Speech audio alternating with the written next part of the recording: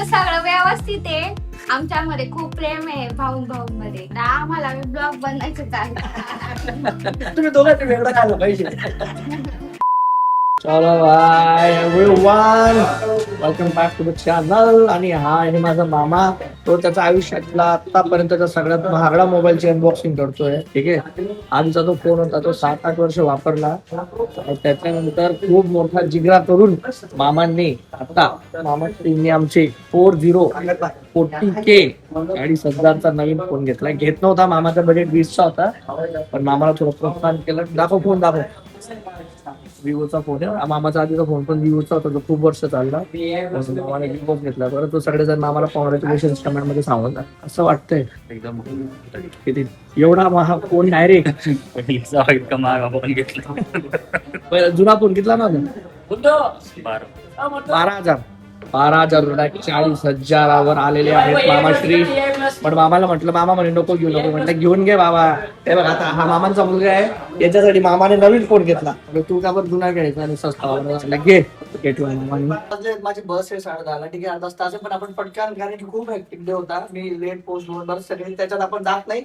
But जो आमचा मागचा ब्लॉग होता की मी आणि दीपक कावीकडे राहतो, ठीक आहे, माहिती आहे, त्याच्यात भरभरून तुम्ही भरपूर लोकांनी प्रेम दिले, पण भरपूर लोकांना भरपूर प्रश्न होते, भरपूर कमेंट्स आले होते. आणि सगळे कमेंट्स मोस्टली हे विचारत होते, लोकांचं म्हणणं आहे माहिती तुला आता माहिती आहे का काय शूट करणार आहे. हे डायरेक्ट तुम्हाला असं वाटत असेल की काही ज्यांना लोकांना काहीच माहिती नाही, कोणालाच काही माहिती नाही, ठीक आहे, म्हणून मी डायरेक्ट विचारतोय. सो तुम्हाला जे रिअल रिएक्शन असेल, जे असेल ते तुम्हाला माहिती पडेल. सगळ्यांचं हे म्हणणं होतं की तुम्ही दोघांनी वेगवेगळे घर घेऊन घेतले, मग गुड्डूला आणि टिंकूला सुरतला कावर ठेवलं, त्यांना मी पुण्याला घेऊन जा. ते कामावर वेगळे राहत नाही, ते कामावर आई बाबा सोबत राहतात. All those things. Okay, first of all आधी तू हे सांग, लग्नाच्या आधी तू कुठं होता, काय होता जरा. पुण्याला होतो 3 वर्ष. हा, आम्ही एकच रूम मध्ये राहायचो सगळं. माझ्यासोबत. तिथे जॉब करायचो. हा. चांगली जॉब होती माझी, पण मग इथे मला यावं लागलं मम्मीसाठी. कारण की हे दोघं एकटे होते, 3 मुलं तिथे होते. आम्ही आई वडील एकटे राहून मग त्यांचे पण पाहावं लागतं ना, त्याच्यामुळे मी आलो. मग कारण की पहिले पुण्यालाच होतो, पण मी इथे आलो. मला इथे पण एकदम व्यवस्थित आहे सगळं काही, एकदम व्यवस्थित म्हणजे भरपूर काही आहे, सगळं काही.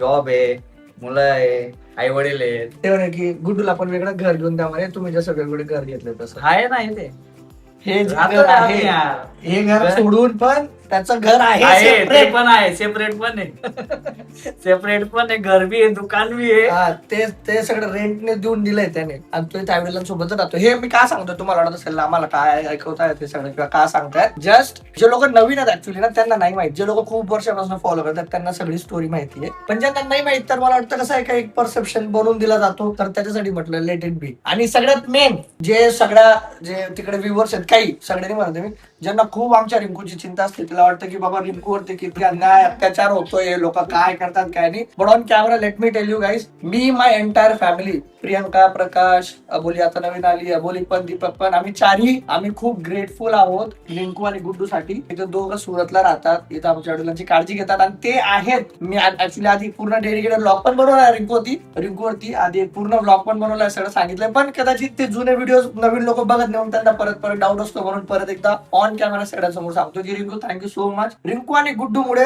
आम्ही बाकी तिकडे राहून टेन्शन फ्री सगळं करू शकतोय. आणि बाय द वे, हे आमचे फॅमिलीचे डायनामिक्स आहेत, तसे आमच्या भावांमधलं प्रेम आहे, आमची अंडरस्टँडिंग आहे, ठीक आहे. तो इथं राहून खुश आहे, तो आईवडिलांची सेवा करून खुश आहे. तेच सांगायचा प्रयत्न होता, माझा हेतू तोच होता की तुम्ही एकत्र राहा, तुम्ही एका बिल्डिंग मध्ये वरती खाली राहा. आई आमच्या घरी तिथं 1 महिना, आता 1 महिन्यापासून आहे पुण्यात. हा, आता तिकडं होईल, इकडे येईल, इकडे झालं, इकडे 1-2 महिना येईल, परत पुण्याला येईल. बाबा येतात, मग जायला जागा नाही राहणार. हा, मग आता रिंकूला बोलून घेऊ द्या, नाही तर परत म्हणतील दादा तूच बोलत होता. रिंकूला बोलू द्या. रिंकू बोलत नाही, मग लोकांना असं वाटतं बापरे रिंकू खूप बिचारी, तिला खूप लोक लावतात.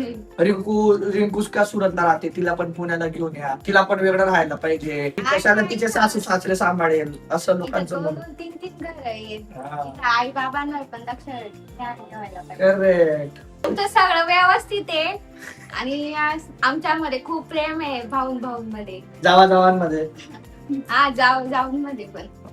आणि हे आमचं सगळं असं एकदम एकी महत्वाची आहे. तुम्ही तो मेन असं जरुरी नाही की सगळे एकत्र राहायला पाहिजे. नाही, त्यांचं म्हणणं आहे की ते आम्ही कशी बी राहू. त्यांचं म्हणणं आहे तुम्ही दोघांनी वेगळं राहायला पाहिजे. आम्ही कशी बी राहू. त्यांचं म्हणणं आहे की रिंकू आणि गुड्डू वेगळं राहायला पाहिजे. त्यांची मर्जी, त्यांची इच्छा. ज्यांना नाही माहित, गुड्डू माझ्यासोबत 3 ते 4 वर्ष पुण्यालाच होता. त्याच्यानंतर तो डिसिजन पण त्याचा होता की मला जायचं सुरतला, कारण की त्याच्यासाठी पुणे खूप हॅक्टिक होतं. त्याची ऑफिस होती पुणे स्टेशनला आणि तो डांगे चौकात नाही, पहिले तर मी विमाननगरला जायचा बाईकने तेव्हा. बाईकने. हा, विमाननगर फर्स्ट जॉब विमाननगरला होती माझी. आणि तो खूप एक दीड तास ट्रॅव्हलिंग व्हायची. म्हणून म्हटलं आज आलोय, आता जातोय, तर जायचं आधी एकदा सगळं क्लॅरिटी घेऊन गेलेलं पाहिजे.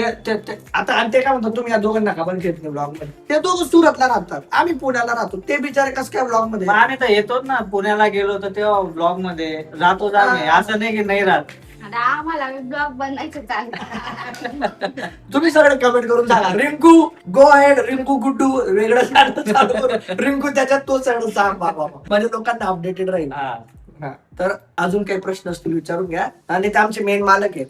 काय म्हणणं आहे मालक? काय नाही काय बाबा आणि ते 3 भाऊ होते, ते पण वेगवेगळ्या गावाला राहायचे. सगळे प्रेमाने आनंदाने राहतात. बाबाला पण विचारून घे भाऊ. हा, तुम्ही तुमच्या सोबत खुश आहे की मी का तुम्ही अलग राहणार. तुला अलग राहणार नाही ना, आमच्यासाठी एकदम व्यवस्थित आहे. खूप चांगलं. खूप चांगलं आहे एकदम. आम्हाला वाटतच नाही आमची रिंकू आमची सून आहे का काय. असं एकदम पोरगी सारखी राहते आणि पोरगीच आहे. असं काही रिंकू आहे म्हणून आम्ही family अशीच आहे. काही माझा भावा मतलब असं काही नावच नाही भावा, काय भाऊ आणि काय सुनबाई आहे का काय, काहीच नाही. पोरगी सारखं राहतात. तिघी भावा बी एकदम मुली सारखंच राहते. So moral- अजून मग काय पाहिजे. एवढं जर आहे तर अजून मग काय पाहिजे, काहीच नाही. एक्झॅक्टली. हेच पाहिजे आम्हाला बस. सो तुम्ही मेन आय नो कधी कधी ना काही गोष्टीच्या खूप वर्षांपासून डोक्यात फिक्स असतात ना, ते चेंज करायला खूप वेळ लागतो. भरपूरशा लोकांचे भरपूरसे परसेप्शन असतात. मी सगळ्यांचं परसेप्शन चेंज नाही करू शकत, बट जे लोक आमच्यावर खरंच जेन्युअनली प्रेम करतात, सो आय ऑलवेज वॉन्ट की त्यांच्या डोक्यात काही असं उगाच मिसकन्सेप्शन नको, किंवा ज्यांना काही बॅक स्टोरी नाही माहिती त्यांच्यासाठी हा video basically. So Guddu, Rinku, राजी खुशी, काही प्रॉब्लेम नाही. तुला काय प्रॉब्लेम आहे? तुला काय प्रॉब्लेम नाही. So moral of the story की ज्या चांगल्या गोष्टी आहेत त्या घ्या. ठीक आहे, तुम्ही एकत्र राहा, तुम्ही वेगळं राहा. जसं पण आपण तुमच्या फॅमिली डायनामिक्स बघा. आता आमच्यासाठी हे सूट होतंय की आम्ही तिथं पुण्याला पण, आणि मी कुठं असं म्हटलो नाही की फॅमिलीला सोडून द्या, आईवडिलांना सोडून द्या, किंवा एकच भाऊ बघेल असं नाही म्हटलो मी म्हटलो की ज्याच्यात तुमची खुशी असेल तशा गोष्टी तुम्ही अडॉप्ट करा. वेगळं राहिले तरी तुमचं जो तो ज्याच्या त्याच्या संसाराची जबाबदारी घेतो आणि आनंदी खुशीने राहतो. हा त्याचा मुद्दा होता. मी ओके रिंकू, एकदा त्यांना सांगून दे प्लीज सबस्क्राईब करून घ्या. आणि प्रियंका प्रकाश बद्दल अजून काही थोडं 2 शब्द तुम्ही सांगून द्या रिंकू मॅडम, तर खूप छान होऊन जाईल. तुम्हाला काही प्रश्न असतील तर कमेंट मध्ये सांगून द्या. सबस्क्राईब करून द्या. आता बघा, आता थँक्यू सो मच. करतो भाई. सब मस्त आहे एकदम आनंदाने. चलो, आम्हाला रेग्युलर बोलताना पाहायचे असेल तर सबस्क्राईब करा. ते म्हणतात रिंकूला वेगळं चॅनल चालू करू. रिंकू सगळं दाखवेल, तिची अपडेट देईल. ओके गाईज, आपण सुरतला येऊन गेलो. आता वाजलेत 9:45. माझी बस आहे. ठीक आहे. हा, तू काय बोलला आता मला सांगा परत. काय बोलला? कोणाला बॅग मध्ये पॅक करून देणार याला? आणि तो कोणाचा पप्पा आहे? परीचा. आणि तुझा पप्पा कोण आहे? बरे बेटा तुझा पप्पा? मोठे पप्पा कोण? आणि मी कोण आहे मग? अरे नाही ना, पप्पा कोणाचे अजून? परिचय आहे ना. आणि तुझ्या पप्पा कोण आहे? बोलू. तो म्हणतो हा माझ्या पप्पानी आहे.